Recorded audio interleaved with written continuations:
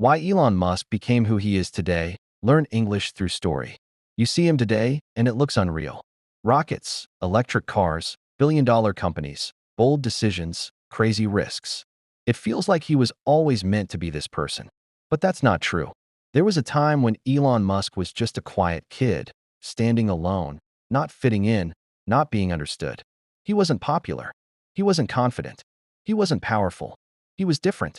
And that difference is where everything started. When he was young, he spent most of his time reading. Not normal reading, deep reading.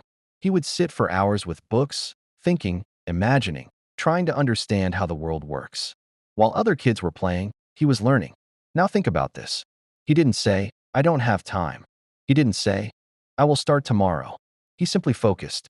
Say this with me in your mind. I focus on what matters. I improve every day. That's the difference. As he grew older, things didn't become easier. In fact, they became harder. He was bullied in school. He felt isolated. Life was not comfortable. But instead of breaking him, it built him. Because pain does one thing. It forces you to think. It forces you to grow. Most people run away from difficult situations. He didn't. He stayed. He learned. He adapted.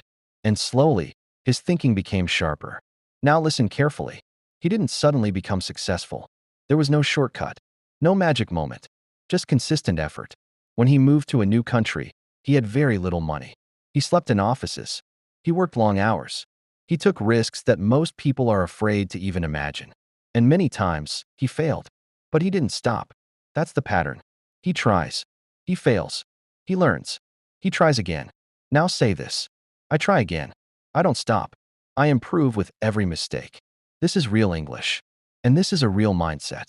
At one point, he had everything on the line. His companies were close to failure. Money was running out. Pressure was high.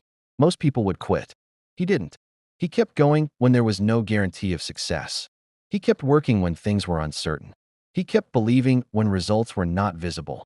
And that is why today he is where he is. Not because he is lucky, not because he is different from birth, but because he trained himself differently. He trained his thinking. He trained his focus. He trained his ability to keep going. And this is exactly how you learn English. You don't become fluent by watching videos. You become fluent by training, by speaking even when it feels uncomfortable, by repeating even when it feels boring, by continuing even when progress feels slow.